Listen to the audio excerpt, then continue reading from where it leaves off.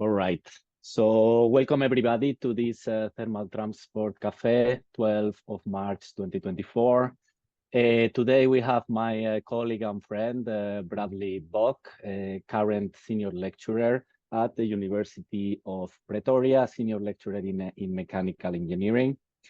Briefly, Bradley graduated with a bachelor's in mechanical engineering from the University of Cape Town in 2009. And he got also an MSc also from the same University of Cape Town in mechanical engineering.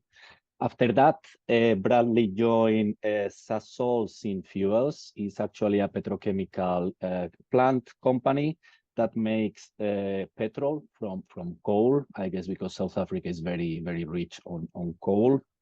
Then Bradley moved to the University of Pretoria to start and to complete his PhD, also in mechanical engineering department, and with specifics on surface characterization, on pool boiling, and falling film boiling of refrigerants.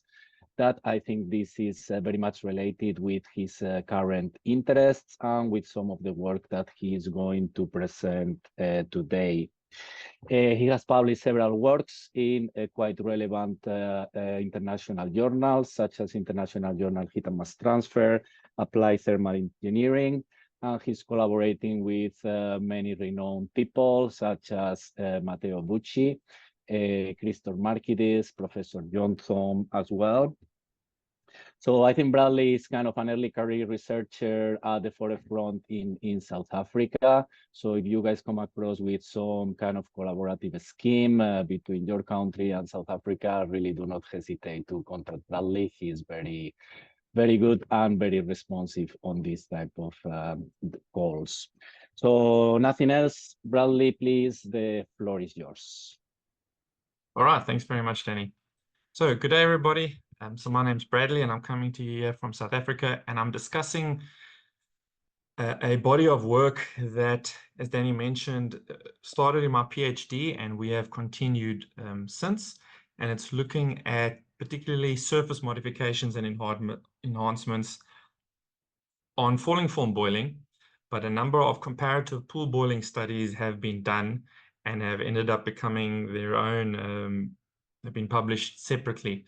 So today we'll be looking at the pool boiling studies and the falling form boiling studies and how the surface modifications influence them. So just to summarize today, looking at how roughness, some commercial microstructures, nanostructures, and multi-scale structures influenced the pool boiling and the falling film boiling. The flyer originally had material, but I'm removing that. We're going to go over time if I throw that in as well. So just to explain, the falling film boiling is the main goal of this body of work, and the experimental rig that I used was designed with falling film boiling in mind, but we do pool boiling studies to try to understand the pool boiling influence on the falling film boiling studies. And it's sort of, so then the falling film boiling is pool boiling plus the complexity of the falling film dynamics. But as I said, the pool boiling studies have proven interesting by themselves. All right, so why falling film boiling? Well, there's a number of industries that make use of this technology. Thermal desalination is probably one of the other biggest ones. You can use it in a number of petrochemical processes, heat recovery, and so forth. But the particular facility we've done all our experiments on was originally built with the goal of falling film refrigerant evaporators. So why would you use a falling film refrigerant evaporator? Well, instead of flooding your shell with refrigerant, you now drizzle some refrigerant on the outside of your tubes, and this reduces your refrigerant charge.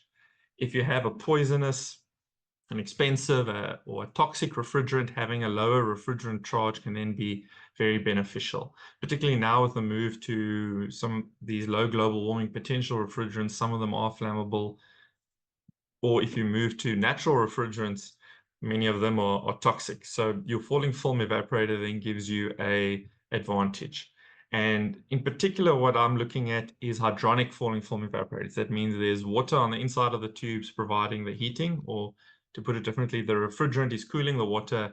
You send the water throughout the building, the mall, the office block, and then you locally cool wherever you want with the boiling. So instead of using air ducts, you use water as your heat transfer medium. All right, so it lowers our charge. It also gives you a bit of heat transfer improvement, falling film boiling, and you'll see in this study, typically 10 to 30% heat transfer improvement compared to flooded evaporators. So why is everybody not doing falling film evaporators then by default? So firstly, there is a bit of cost. This extra distribution network takes a bit of effort, but the biggest problem is dry out. Here you can see just on a plain copper tube with a high-speed camera, I hope you can see all these dry patches that form. This is at a film Reynolds number of 1,250, which isn't particularly low. So dry out is now the compromise that you have to solve. And that was a big focus of this study. There are some practical workarounds to the dry out problem in falling film evaporators. The one is a hybrid evaporator. So now you allow the refrigerant to pool at the bottom of your evaporator. And so your bottom tubes, which are the tubes most at risk of dry out, are basically flooded so that they can't be dried. But there's a compromise now. Now you increase your refrigerant charge again. The other option is just to have a refrigerant recirculation loop that overpumps your refrigerant over the tubes. You now have the cost of the extra pump and that excessive pumping throughout the lifetime of the evaporator. So this body of work was looking at trying to improve the heat transfer through surface modifications, understand the heat transfer, and in particular, also reduce the dry out. So let's see how we tackled that. So just to show you the apparatus, so all this work was done on a single apparatus. It's quite a big thing, sort of 2 stories high. But the money maker is this test section, a big rectangular test section with a bank of tubes. It drizzles refrigerant on the outside of the tubes from the top through a distributor, which we go to great care to try to, as perfectly as possible, distribute the refrigerant along the length of the tube so that we can show best case scenario distribution. Obviously, in industry, you might always find your distributions a little bit worse. Then we've got our tube bank with big clear windows. Just note for this study, all my results are on single tubes. The facility has the capability for bundles, and that is, I'm sure, a future research avenue will tackle. And as I said, it's a hydronic system, so using water to heat your refrigerant. So that comes in from the side. Now, the advantage of the system, and this system was originally built with industry in mind. So this system mimics industry conditions very reliably. We don't have electric cartridge elements inside there. We actually have the water. The water is cooling as it flows through the tube. So that is all very industry relevant. The other nice thing about this is when you have enhanced tubes, commercially enhanced tubes typically are enhanced on the outside and the inside. So when you have a enhancement on the inside of the tube, it's quite a technical challenge, not impossible, but it's quite a challenge to now bore out those enhancements to slide in an electric cartridge heater so that you can get electric cartridge heating and then surface temperature measurements. So that's the pros. This is very industry focused facility. So the 2 modes are pool boiling and falling film boiling. I either close all the valves and flood the chamber, or I drizzle the refrigerant on the outside of the chamber. I then measure the refrigerant in the chamber with a variety of pressure and temperature sensors. And then the water inside the tubes, it's flowing through an annulus between a stainless steel rod and the actual copper tube. And in that stainless steel rod is a number of thermocouples. So I'm able to measure the water temperature profile throughout the length of the tube. So the advantage, as I said, industry relevant. The disadvantage is I'm not able to measure wall temperatures. I'm measuring water temperatures and refrigerant temperatures. And so what I'm doing is I am measuring the overall heat transfer coefficient. I calculate the wall resistance, and the focus of the talk today is on external heat transfer coefficients. In order to calculate that, I need the internal heat transfer coefficient, and I extract that using a Wilson plot. but this does add to my uncertainty, particularly at low heat fluxes. So by and large, all the research today is from a range of 20 to 100 kilowatts per meter squared, and that is chosen because anything less than 20, my heat transfer coefficient uncertainty starts to just increase exponentially. A strategy I've used excessively to combat this is ratios. So, for example, here you have K copper oxide, so that's the surface enhancement ratio due to copper oxide nanocoating, which I'll discuss later. And you can see the uncertainties of these ratios are far lower because if you carefully measure your, let's say your enhanced tube and then your plain tube the day after each other, you can assume common errors, and that ends up reducing your uncertainty significantly. So that is the downside to industry relevant data.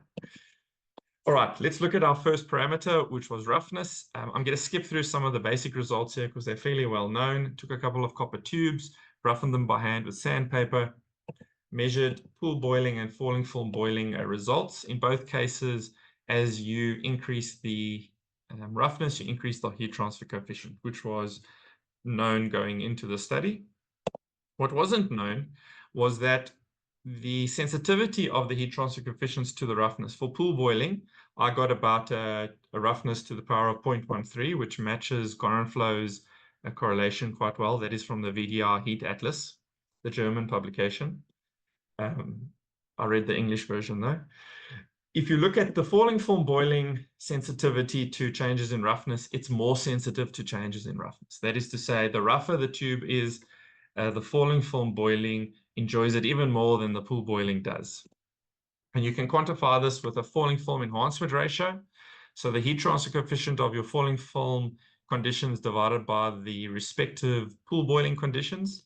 And you can see here for the smooth tubes, I'm at a ratio of about 1, but I get up to a 30% improvement, or a ratio of about 1.3 for my rougher tubes. So for falling film boiling, the rougher the tube, the bigger the gap between your falling film heat transfer coefficients and your pool boiling heat transfer coefficients. Okay, so why would falling film boiling enjoy greater roughnesses? Well, the hypothesis we came up with is fairly in line with the general explanation for falling film boiling enhancement. And that is to say, in a falling film boiling scenario, you have these bubbles. Because they're not in a pool, they can't detach and float off. Instead, they get trapped for a bit in this falling film. This increases the microlayer evaporation underneath the bubbles. And so the argument was, and remains for now, that the rougher the tube, the more active nucleation sites, the more trapped bubbles, and the greater enhancement. The most recent work we've done shows that there's a limit to this explanation, and we will discuss that shortly when you get to the commercially produced tubes. All right, so in terms of dry out, which is always the other concern, I have a number of these results where I vary the film Reynolds number. Typically, I start at the half flow rate, and I lower the film's Reynolds number, and I see how the heat transfer coefficient reacts. I've normalized all these results. I've just pegged it to the heat transfer coefficient at the highest film's Reynolds number, which was 2,500. It allows you to analyze these results a lot easier. So under 50 kilowatts per meter squared flux for R134A 5 degrees C sat, you'll see the smooth and the roughened tubes largely follow the same profile. But at 20 kilowatt per meter squared, the roughened tube, just by roughening the tube, you're able to maintain your, shall we say, peak heat transfer for much longer until this critical dry out point is reached and you suddenly have a collapse in heat transfer coefficients. So if you look at a high-speed camera of this, you would see, similar to what I just showed you, as this decreases, you have flashes of dry spots that are re-wetted by waves of refrigerant, and those flashes get bigger and bigger until eventually they become permanent. And similarly here, these are, even in the straight section for the rough tube, you do see the odd flash of dry out. But once you pass this critical point, large stable dry out spots are formed. Okay, so let's have a look at some commercial microstructures. So if you're not familiar with the commercial microstructures, Wieland was the company whose tubes I used, and they produce a number of microstructures. The ones that I looked at was a low-fin tube, which is a GWKS, and then some so-called 3D enhanced tubes. The one is an open pore GWB5. So if you look at it from the top, it has these sort of three-dimensional T fins, but you can see into the pores. So the structure is such that the pores are open. And then we also tested a turbo EHP2. This is more of a closed pore structure. By that I mean, if you look at it under the microscope, it looks like fish scales. The fins are bent in such a way that they all overlap each other, and so you can't actually look into the pore.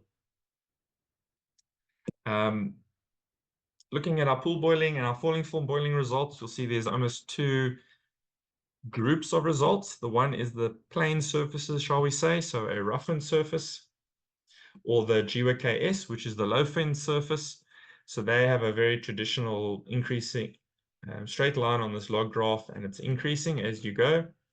The 3D enhanced surfaces had far improved heat transfer, which you would expect, very insensitive to changes in heat flux, which has been noted before. And interestingly, both in our rig produce very similar results.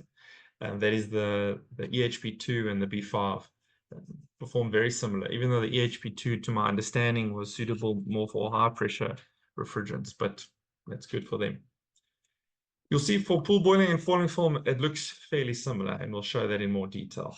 If you look at now the enhancement ratio, so that is the enhanced tube to a plain tube, and by plain tube, I just mean a roughened plain copper tube. You'll see that the low-fin tube, you got about 80% improvement in heat transfer. And if you look at the area difference between the low-fin and a plain tube, that roughly accounts for most of that difference.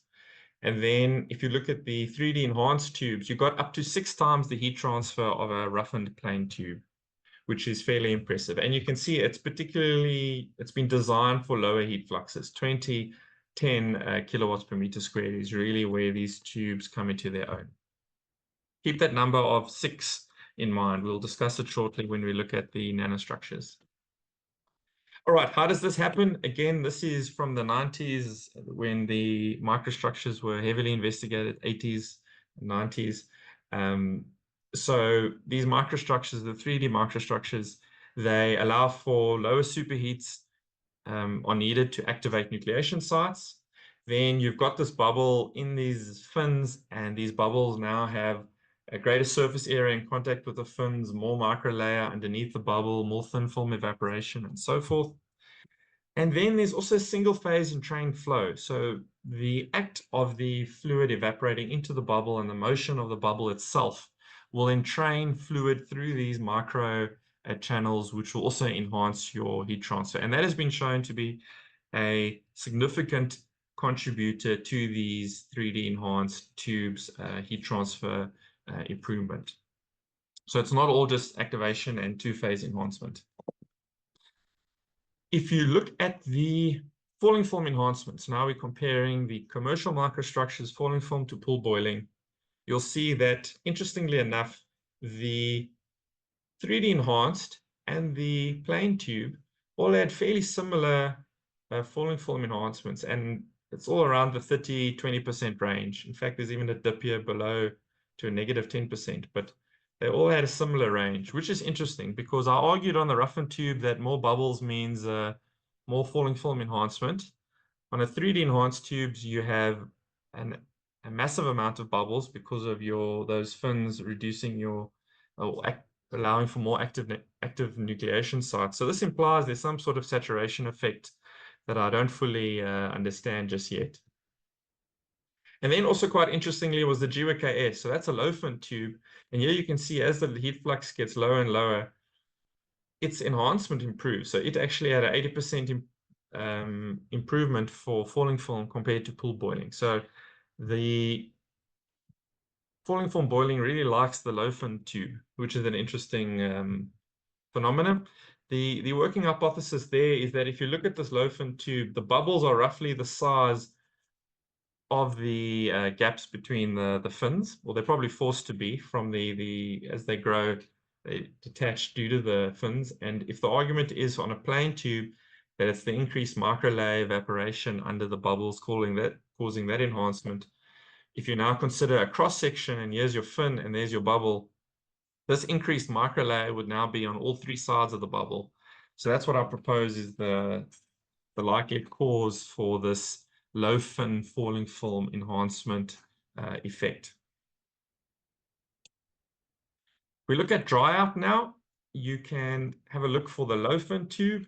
So that is the navy blue triangles, very poor performance, the worst performance of all the commercial microstructures. That has been noted before, and that is thought to be as a result of these fins preventing lateral refrigerant distribution on the tube length. So if you have any maldistribution, you now can't have that maldistribution be resolved by the liquid to the sides of it covering it up, because the fins basically stop the flow. The closed pore, which is in pink, it did fairly well, but not nearly as well as the open pore. And that was our best dry out performance. So you can actually see it goes all the way to the evaporative limit. And you actually have this hump where you actually get another 50% improvement in heat transfer. So if you're able to control your film's Reynolds number to just there, a bit impractical in a tube bank because the film Reynolds number differs from tube to tube as the refrigerant evaporates. But you have this hump thought to be due to this very thin, stable film now on the tube, allowing it to be superheated, and you can get increased evaporation now from this thin layer. The big takeaway for me from these results is your microstructures really influence your dry out on your microscale structures really influence your refrigerant dry out in these falling film evaporators. Roughness is, the roughened tube is the circle sort of neon green, and you can see it's up here with the open port GOB5, and changing microscale structures really changes the dry out characteristics of your tube. Okay, let's have a look at some nanostructures. So in the hope to reduce dry out, well, with that as one of the major drivers, I coated a number of plain copper tubes, so polished copper tubes with a variety of nanostructures. The one is a so-called layer by layer. You use silica nanoparticles and you build it up layer by layer on top of the surface of the copper tube. The other one is a copper oxide coating. This is a fairly well-known coating. I've seen it used in a number of papers. You can actually tune it based on the chemistry of the solution to be hydrophobic or even hydrophilic. In our case, it was super hydrophilic, and you dip the copper tube in the solution and you grow these little copper nanostructures, copper oxide nanostructures. These two coatings were done at MIT in Matteo's lab. And then also tested a nanoflux coating. This is a commercial coating, Oxford Nanosystems. You can look them up. They went to Oxford and partnered with them, and we coated some tubes with them. I don't have as much information on it because it is commercial, but you can see it's also a sort of fibrous structures similar to the copper oxide, but they are larger. I do know that. You can just see from the scale already, it's a rougher, shall we say, bigger forest of structures. All right, so what is the contact angle of the refrigerant on these nanostructures? And this work was published a few years ago, and the longer I spent thinking about it, my opinion has changed a little bit. But when you test water on these nanostructures, it's all super hydrophilic. So the water completely wicks, you get contact angles of below 0. Once you then boil these structures in refrigerant, and you then test water on the coating, you get hydrophobic results. So the contact angle is then greater than 90. But I feel that is actually fairly irrelevant, because when you have refrigerant, which has such a low surface tension, it wets these metal surfaces and these surfaces so well that I'm getting more and more of the opinion that the contact angle wasn't massively changed. I couldn't measure it myself. I could drip the refrigerant in the facility itself, and it wetted the surface very well. I tried to test R245FA on these surfaces, and it wetted it, but the R245FA is very unstable. So I estimate that the contact angle is still very much below 20, and I'm tending more and more to the fact that we didn't change the contact angle too much. It's probably still very close to zero. I mean, you can't go much below zero anyway. However, what these structures did do is they allowed for wicking to take place. So here you can see a snapshot from the iceberg video. You've got this wet region around a dry spot where the wicking has allowed the surface to not be completely dry. So we know that these nanostructures, and I was able to confirm that they did induce wicking into my surface. They might not have changed the contact angle much, but they did induce wicking. Let's have a look at the results then. So for pool boiling and falling film boiling, you can see again sort of two categories. You had the structures that didn't do much. So the copper oxide, the smooth tube, which is blue, and the layer by layer, all had still fairly low heat transfer coefficients. And the commercial nanoflux and the roughened surfaces, they were together and they had far improved heat transfer. So if you look at your coating influence, the best coating influence was the nanoflux, both for pool boiling and falling film boiling. I was getting around double the heat transfer compared to a polished copper tube. Now that is good, that is an improvement, but it is obviously nowhere close to that factor of 6 that the commercial microstructures received. So at least for now, the commercial microstructures are winning that race. Obviously, the coatings can coat geometries and crevices that the commercial microstructures you can't manufacture in some geometries. But yeah, that was a sort of a limit to what these nanostructures can do. An interesting thing, though, that we noticed was when we measured the nucleation site density and compared it to the heat transfer coefficient, and we had to do this in R245FA because that had low enough nucleation sites that I could physically count them. You'll see that my nanoflux had a similar heat transfer coefficient to my roughened copper, but with far less nucleation sites. So it was able to sustain a similar amount of heat transfer, but with using far less bubbles. So that I deduced that there must be some enhancement mechanism present on these nanostructured surfaces to allow them to sort of match the heat transfer, but with less bubbles. So it's not using the exact same mechanism that just the roughened surface is using. And there was something similar noted on if you compare copper oxide, it has less nucleation sites, but similar heat transfer to a polished copper tube. This is largely based on a number of other theories, and it works very similar to the commercial microstructures. The hypothesis was that the bubbles are able to entrain liquid through the nanostructures, resulting in improved single-phase heat transfer. And then you also have this is the wicking. The nanostructures wick liquid, and that liquid goes into the bubble. So you have improved microlayer evaporation under the bubble, as well as single-phase heat transfer through those nanostructures.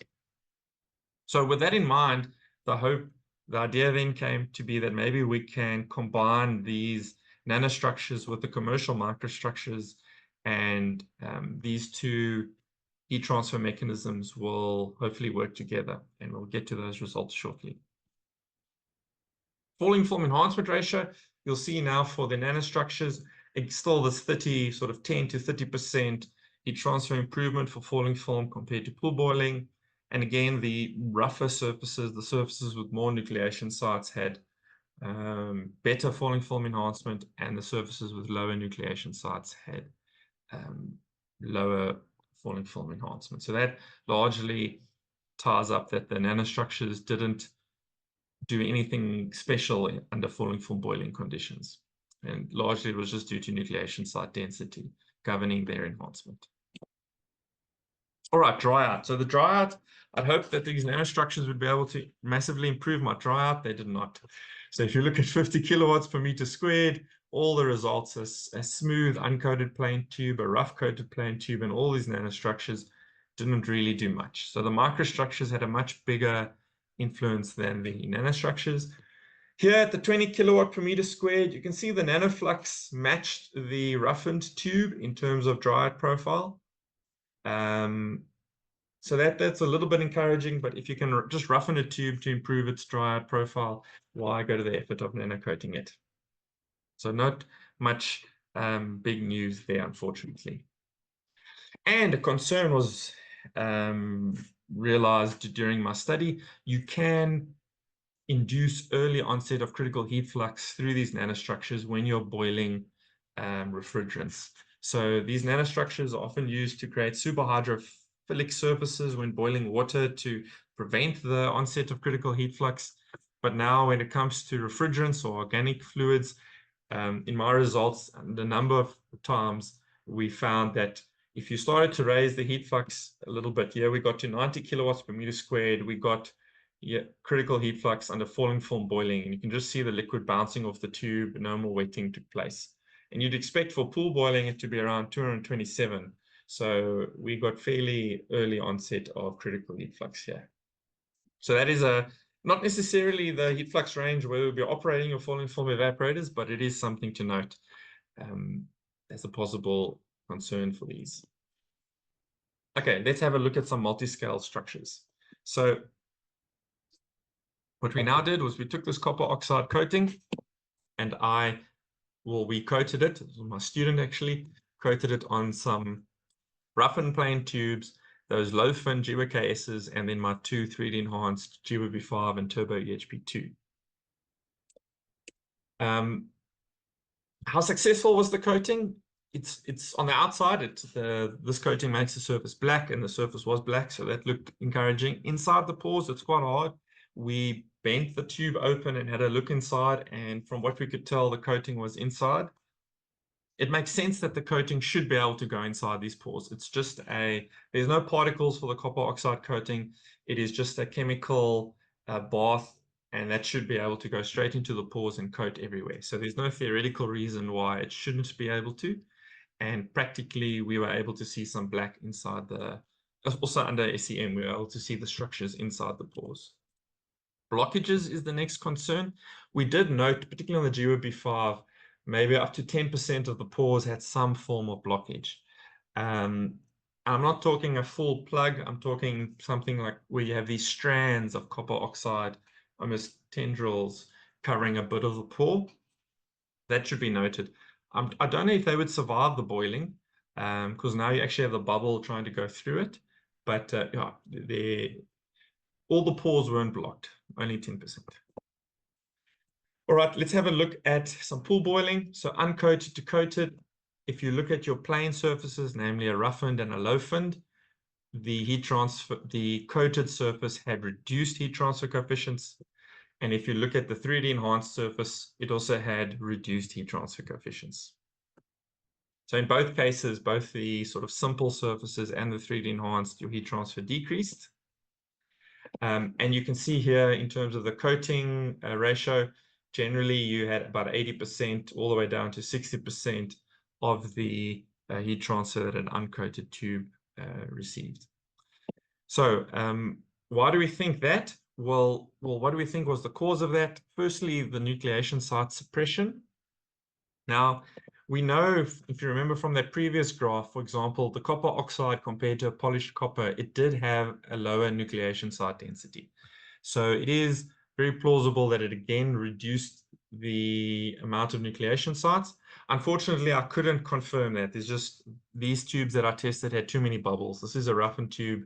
There's too many bubbles. I can't really prove that it reduced. And particularly for the enhanced surfaces, I'm still a bit hesitant, hence my question mark, to argue that this coating blocked off or deactivated those finned nucleation sites. Those things are very large compared to the coating size. So I'm still not sure if this nucleation site suppression was a major contributor. But it's likely it contributed at least somewhat. We did see vapor entrapment. So here you can see on a GWB5 tube, I don't know if you can see those little white spots. Those are the pores, and those are little vapor bubbles stuck inside the pores. So this copper oxide nanostructures seem to trap some bubbles inside the pores. So what does this mean? Well, we believe we interfered with the hydraulics of this capillary network that these 3D enhanced surfaces have. So as I explained earlier, you've got the single phase entrained liquid, single-phase heat transfer through the entrainment of the liquid by the bubbles or the bubble pumping. We think once you added the nanostructures, you increase the friction. So as a result, less flow, you're able to entrain less flow through the capillary network. Now you add a couple of bubbles trapped in there, and now the liquid really can't flow through the network. And then if you compare this to a study that came out while we were actually processing our results, Jeanette al., they coated a similar 3D enhanced tube with a polymeric coating in the hope to create a super hydrophobic surface. They, interestingly enough, also came to the conclusion that they don't think they changed the contact angle too much. They got about a 60% improvement in heat transfer, and they attributed it largely to the reduced friction in the capillary network. So that sort of lines up with our findings that the structures increased the friction, so you had less entrained liquid, and the polymeric coating reduced the friction, so you had more entrained liquid. Because neither of us could really prove any changes to the contact angle or any massive nucleation site density changes. If you look at the falling film boiling, for the roughened tube, again, it decreased. The 3D enhanced tubes also decreased, but now surprisingly, the low fin GWKS, the heat transfer increased.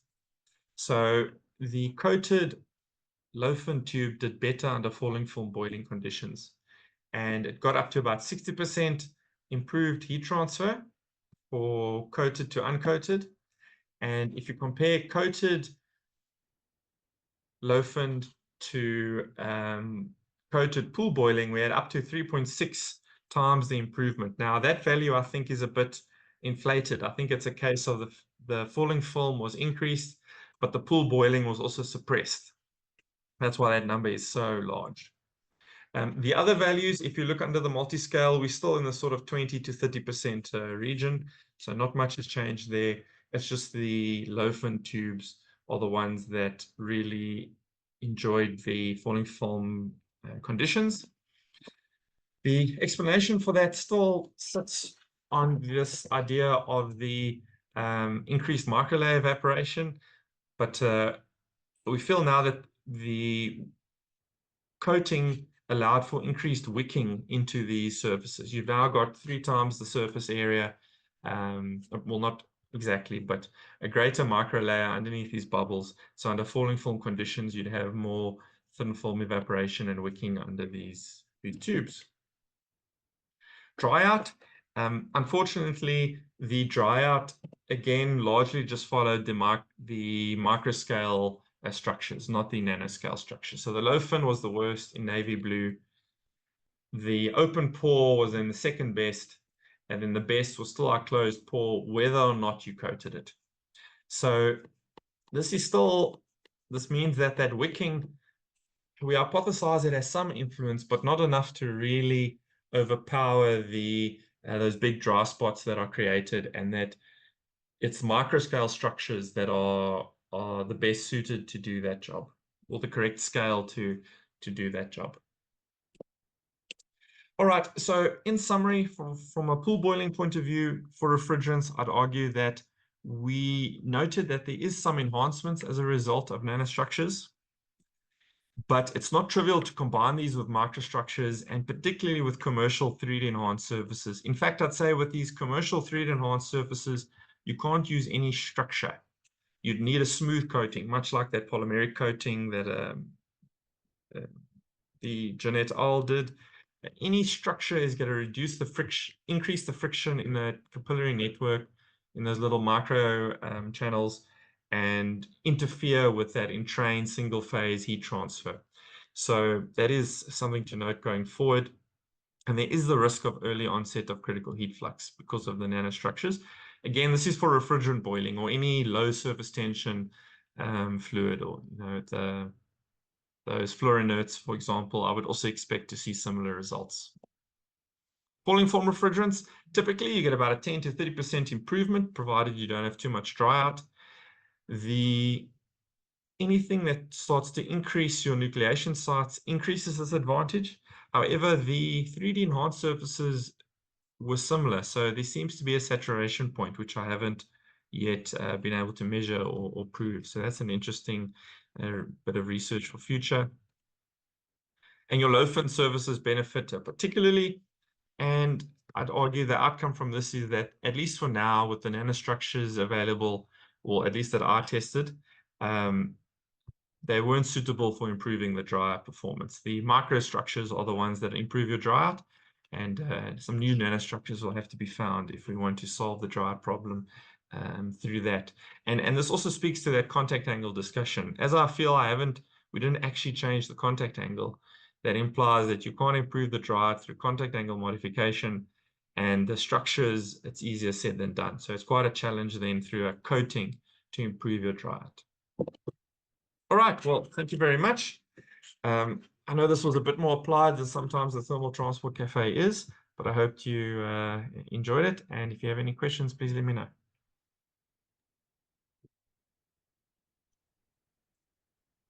Thank you very much, Bradley, for your excellent presentation. I think it was a very impressive combination of fundamentals as well as applied science. And I really like, that you go into what is sort of commercially available. That's what industry kind of is interested on, right? And you try to kind of make all these changes and try to improve the performance, right? So really, really, really well done, Bradley. Thank you. The floor is now open for questions. Feel free to either post them in the chat if you wish, or please do like Professor Garimella, please start your camera, unmute yourself, and please ask the question to Bradley. So I think we start with you, Garimella Sensei.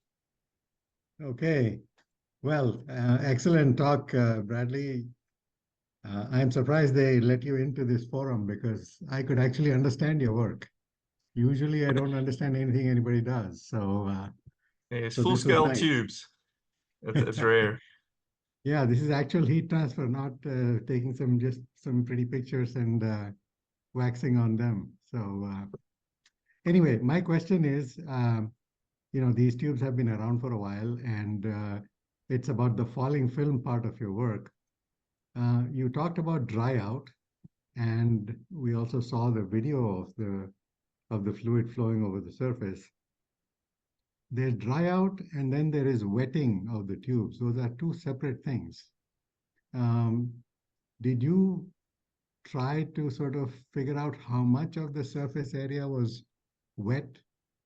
Not necessarily because it was drying out at the end of the evaporator or anything like that. I know it's just a single tube test, not a bundle.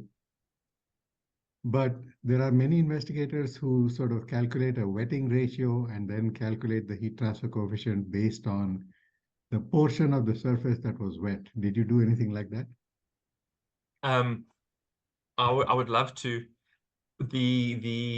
So for example, let's just take this little video here. I've attempted what you are asking for, to try and calculate for each frame what percentage is wet, and then you can start to do the calculation that you described.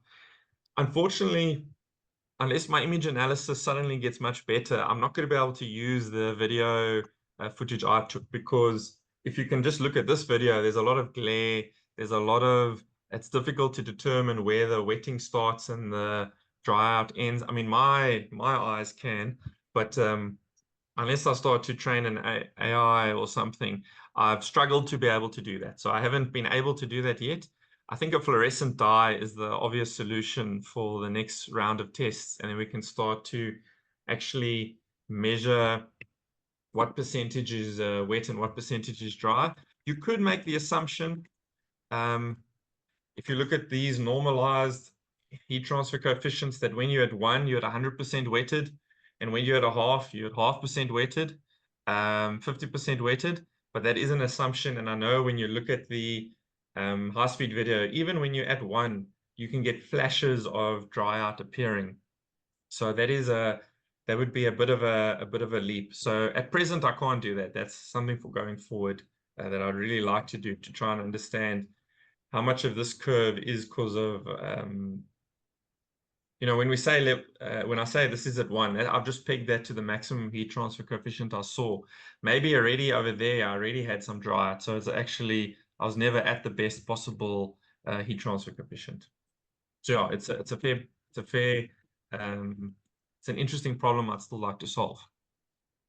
Yeah, for example, when the tube is only partially wet like this, when you calculate the Reynolds number based on the mass flux,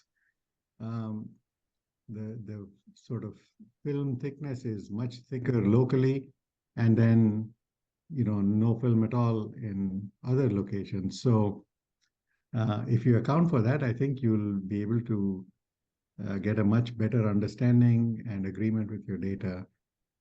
Yes. We've done some work like this for internal flows where we look at frame by frame and try to account for the glare and things like that and get some estimate of the surface areas. Your host, Matt Hughes, can help you with some of that. But anyway, very nice work. Thank you. Thank you. Did you have success resolving the glare? Because I've struggled with the glare. Yeah, you can discuss it with Matthew Hughes, and he'll help you with that. Okay, so it is Matt, plausible. I was sort of giving up on it and moving to fluorescence in future, but maybe then I can still extract some useful information from there. That's interesting to know. Thank you. Nice. Matt, So sorry for offering you. No, don't worry. I'm used to it. Don't worry. He's happy. So let's go next with Adia and then with Jalal. Adia, please. Thank you. Thank you for the great talk. I was curious to know what is the size of the features that you're talking about here? I was interested to know that they are commercially available, but what are the size of the microscale structures or? So if the lack of photos of the microscales is obvious, that was because I'm not allowed to share photos of the structures because they are commercially available. I have lovely photos, but it's typically 0.5 mil, maybe to 1 mil is your range. Okay. That's sort of 0.3. They're manufactured with a knurling process, so it's not a precise every pore is exactly the same. But by now they've gotten it to be, actually maybe I shouldn't knock them too badly. They've gotten it to be a fairly well controlled process, and it's in that sort of, it's typically below 1 mil. The low-fin tubes are a little bit bigger. I think they were maybe 1.5 mil or 2 mil high, but that's your order of magnitude. That's why I call it micro scale. It's hundreds of micron. Yeah. Okay. Great. Because then going to where your slides towards the end, where you had the nano coating, I was wondering, you're really like, as you mentioned later, that's nucleation site depression or suppression. You are basically filling all those pores by the nano coating. So this is that blockage. That's why we spent time on it. I'm fairly confident that it was more a thin layer inside the pore than a full pore, because to your point, otherwise then I've just got I don't have microstructures anymore. I just have a big porous flat tube again. So we're fairly confident that the scale of the nanostructures was such that it went inside and just line the inside of the tubes. I guess this is a good schematic to show that, rather than completely clogged it. And you can see those bubbles inside the pores, which implies that there is still a pore there. So I think all the evidence points that we didn't completely fill them. But it is you've got to get your scales right if you want to make sure that doesn't happen. Yeah, no, I agree. I think this is what I felt too, like it was getting completely covered and you're basically increasing or adding resistance to heat transfer by having like more closed structures. And back in your slide 15, when you said that when having those structures helped film boiling heat transfer, but you said it was because of trapped bubbles. I'm not sure if you meant they were trapped bubbles, because I'm thinking that trapped bubbles would actually act as insulation. They're not going to help by in trapped bubbles, what I'm trying to explain is and this is just a working theory, but it's the one that's been used, I think, in the 70s and 80s. If you look at thin film boiling from Surza and so on, that instead of a normal bubble growth where you have that inertia controlled, heat transfer controlled waiting period departing, you now have a surface right there. So now the bubble can't depart in the same way that it would in a pool boiling scenario where it just pops off. In fact, so the argument is that thin film keeps the bubble in place for a bit longer, or interferes with that bubble growth, so that you now can have more microlayer evaporation into the bubble. That's the that's the explanation. So by trapped, I mean it doesn't, the buoyancy doesn't take it away. Instead, you've got a liquid interface that's able to hold it there for a bit longer, and then it can slide a bit as well. So you can have more evaporation into the bubble from the from that microlayer underneath the bubble. Perfect. I think I got it wrong there. And just one more question on the refrigerant boiling on the surface. Did you by any chance check the surface chemistry after boiling the refrigerant? Because you said that it became hydrophobic. Yes, so that's the nanostructures. So the nanostructures, for example, that copper oxide and that nanoflux, they started. So when we tested with distilled water just in air, when you first create the copper oxide coating, and at least the recipe we used, you drop the liquid and it's like a paper towel. The water just disappears. Then you go and you boil it in the rig for, I think just after you boil it in the rig, and you can actually see over a period of 2 hours as it's boiling, which is normally the stabilization time, there's absolutely no bubbles at first, and then that refrigerant, I think, absorbs onto the surface and changes the chemistry, and you no longer have the super hydrophilic, this ultra low contact angle anymore. And so now bubbles start to nucleate, and you almost go back, I think, to a contact angle similar. This is what I say. I haven't been able to measure it, but the further away from these results I am, the more I'm starting to think we didn't actually alter the contact angle that much. But when we took out the tube and then we measured with water, we got contact angles of 100 and I think somewhere in the hundreds. So it became hydrophobic afterwards. So there was a definite change to the surface chemistry when boiling these organic liquids. So you would need a coating that doesn't do that, that is well matched to refrigerants. These coatings were, in their defense, all designed with water in mind. And so I took a stab at seeing what happens if you put them in refrigerants, and can we get some of the better dry out, which, as you can see, didn't work out as well as I'd hoped in the end. Okay. Well, thank you very much. Great talk. Thank you. Thanks, Adia. I also consider that those reentrant cavity surfaces tubes are very, very interesting, actually. I'm just wondering how they make them, in such a big scales, right? Because for kind of some press type of technology, I can understand, but the reentrant cavities, right? Just wondering. Let's go with Halal.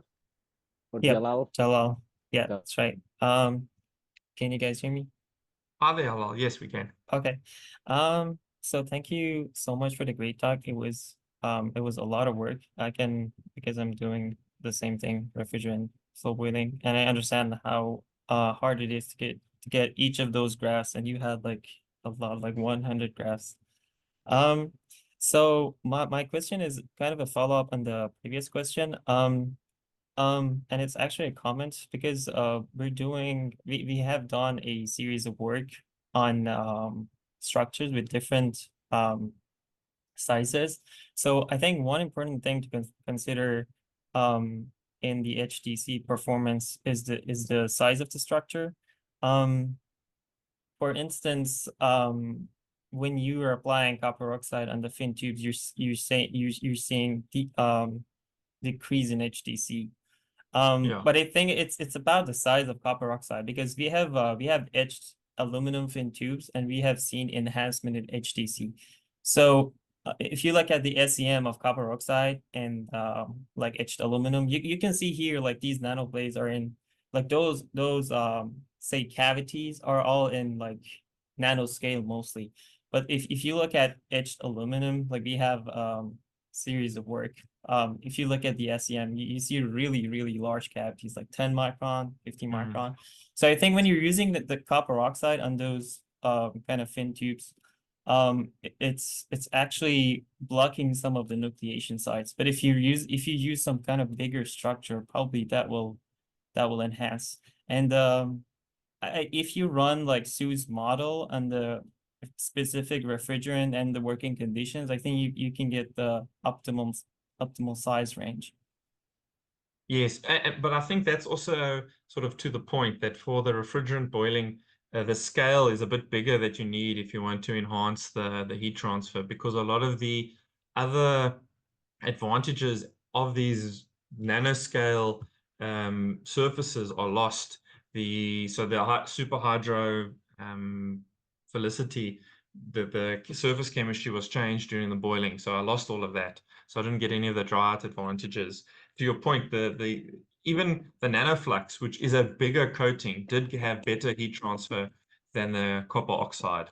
So already that does line up with what you're saying. I can't believe that if you get these structures a bit bigger, you'll get improved heat transfer. So I think for me, the one takeaway here is it's for organic fluid boiling, the scale, the advantageous scale might be a bit bigger, more micro scale and possibly nanoscale, at least for what I've seen. Or you have to think carefully how you're going to use nanoscales to your advantage, and if they can still wick the liquid and provide all those advantages we see in all the water studies. They do very well in a lot of the water studies, but in the organic fluid studies, I think is more of a challenge to use them. That is right, yeah. And I guess for HTC and CHF, they can completely act differently, because in HTC mostly I think it's affected by nucleation sites. For example, in pool boiling, because you have the nucleate boiling, in flow boiling, you have the nucleate boiling and then it turns to annular. So our CHF happens at the end of the tube. So that's a different mechanism than nucleate boiling. So these, what I've seen with my experiments is that all these structures are great in enhancing nucleation, and the bigger they are, the better. But with CHF, I don't see much enhancement. Either it doesn't matter if they're nanoscale or microscale. Yeah, and I guess you'd have to choose what's your priority, what's your goal. Ideally, you could enhance everything, but yeah. That's right. Yeah. And I've seen a paper by Dr. Tommy. He also he's seen this decrease in CHF with nanostructures. I think he's talking about some change in Wenzel to Casey Baxter state at very high heat fluxes with the nanostructures. I think that might be also the case here with the CHF. Yeah, we in the one paper hypothesized the same, that it's likely at the higher heat fluxes you have so much vapor generation inside those nanostructures that your fluid is sitting on that bed of air, and so you go from Casey Baxter to Wenzel. You switch states, Okay. Wenzel to Casey Baxter. The opposite. Yeah, that's right. Yes, yeah. Thank you so much. Cheers, thank you very much. Very nice discussion. Thank you, Jalal, for all the insights. I think I agree a little bit with Jalal. Bradley, maybe looking into aluminum oxide might be also interesting. And my point here is that in copper oxide, we have demonstrated that our surfaces can actually switch from super hydrophilic to completely super hydrophobic, just because of the exposure to the ambient, and probably in contact with a refrigerant that has some kind of organic compounds, if those get absorbed on the surface. Whereas for aluminum oxide, actually, I don't know why, maybe because of the different ratio, the different size scales, we have not observed that, and we have observed more wetting, even in prolonged exposure than in copper. So I think, that's a good point to look at, because as you say, the wettability matters, right? Yeah, that's very interesting to know. Yeah. Any more questions around? No hands up. Can I ask one? Young-Sup, yeah, sure, go ahead. Yeah, thank you for the very nice talk. It's kind of interesting that Halar just mentioned the analysis based on like Wenzel to Cassie-Baxter wetting transition might be the reason for the decrease of CHF. So I was just wondering if we can have better enhancement, if we can have like no nanostructures on top surface and surrounding circumference, like side walls, we can have nanostructures so that we can have like water or refrigerant gets into the structures so that it can flow over the side walls. Right? Because if we have nanostructures on top, because it has kind of reentrant structures, the refrigerant cannot get into the structures, right? I guess that's why we have Cassie-Baxter wetting with nanostructures. So I guess we can have maybe just microstructures on top, and around the sidewalls we can have some nanostructures for better enhancements, maybe. I mean, Just like definitely. random thought, yeah. Yeah, unfortunately, my because I work on a tube level, so the half a meter long tube, 20 mil OD. I've also looked at those. You can start to think, where do you want the nanostructures and where don't you? And you can really start to tune your design. And I have thought this copper oxide is very soft, so you could coat a tube and then just rub the outside to get off all the copper oxide on the outside, leaving all the coating inside the pores. And you can start to do things like that, and you can see where that goes. So yeah, there's a lot of it's just, I will say, for my facility to do all those biophilic coatings is quite a challenge on the outside of a copper tube. You then got to that's why we haven't tackled that just yet, and we'll see as we think about what all these results mean, what the next approach is. But yeah, Thank you. thank you. Thanks a lot, Jung-Sup.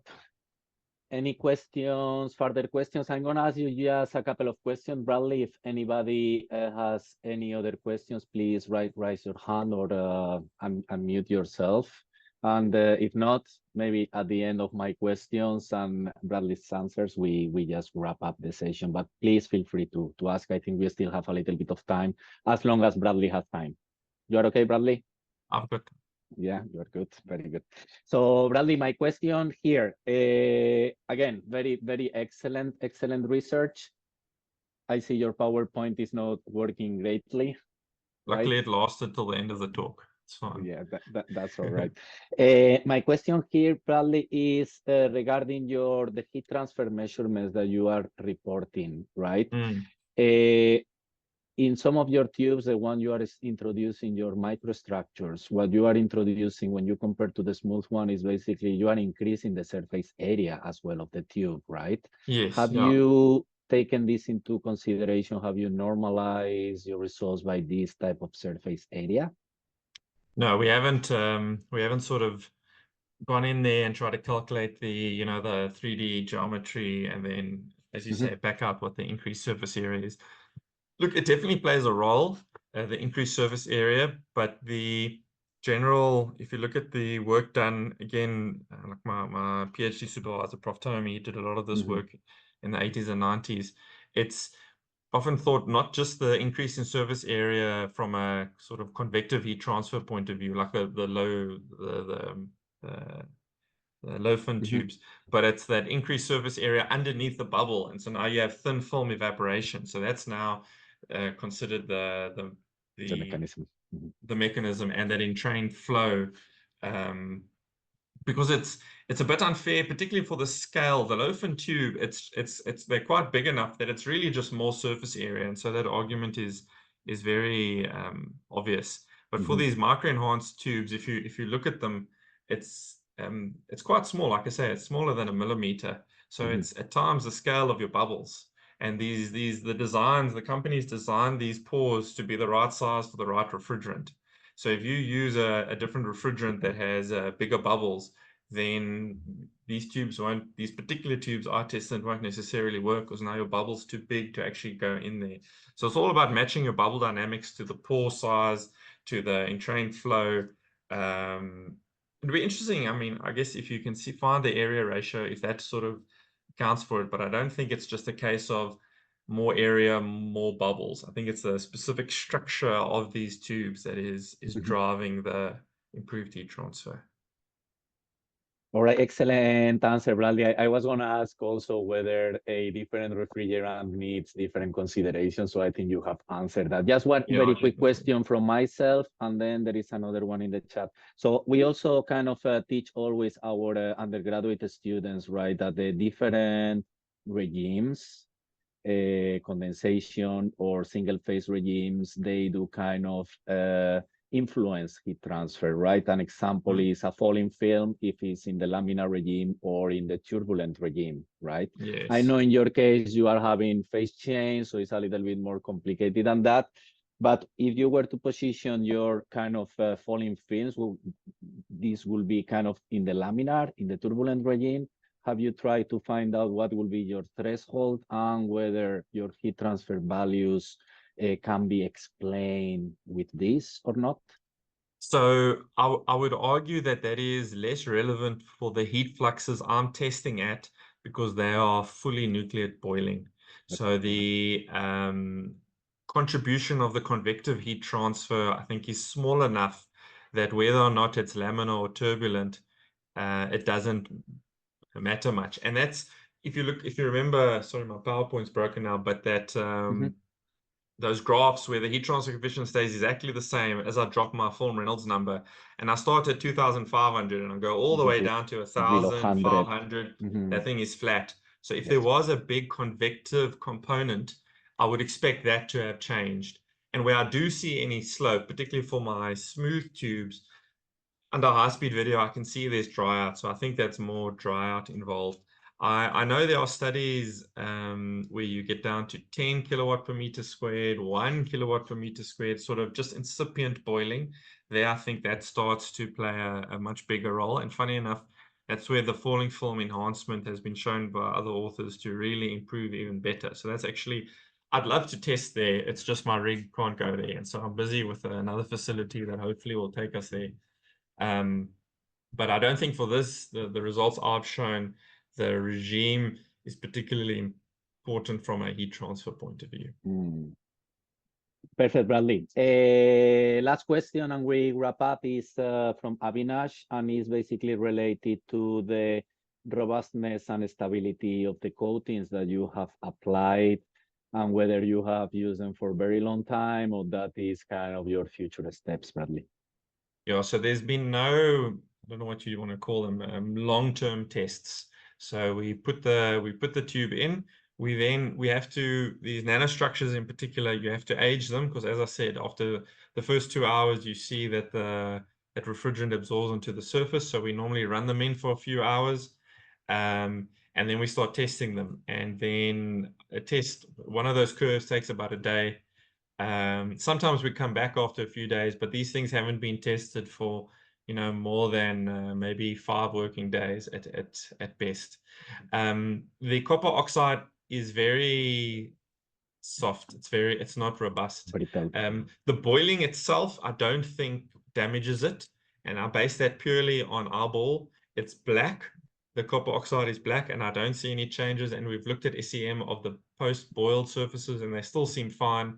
There's no real contact angle differences other than the one I've already mentioned in terms of after boiling.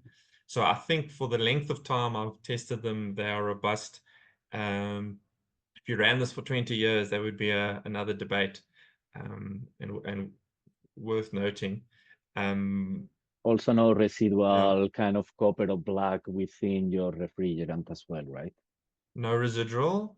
No residual kind of copper oxide mix with the refrigerant. None that I'm aware of. Yeah, none that I'm aware of. I don't see it chipping off. There's no visual cues that anything's coming off.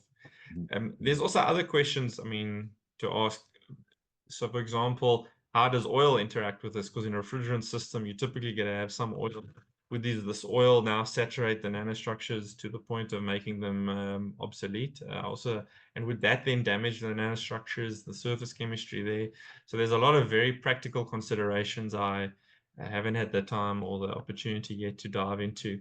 But yeah, it's a very fair point. That copper oxide one, you can rub off with your hand and you can get copper again. You can just see the copper. Yeah, exactly. So we're very careful. We assemble with gloves and we putting everything, and that's how you got to work with it to try and prove the concept. Excellent. I think it was a very interesting talk, Bradley, and very, very nice discussion. I think some people raised few nice points for you to look into the future. Probably, I hope they are not giving you too much work, but I think they are nice things to look at. So yeah, let's wrap up this Thermal Transport Cafe with Dr. Bock on the 11th of March. Thank you all for attending, and have a nice rest of the week. Thank you. Thank you very much, everybody.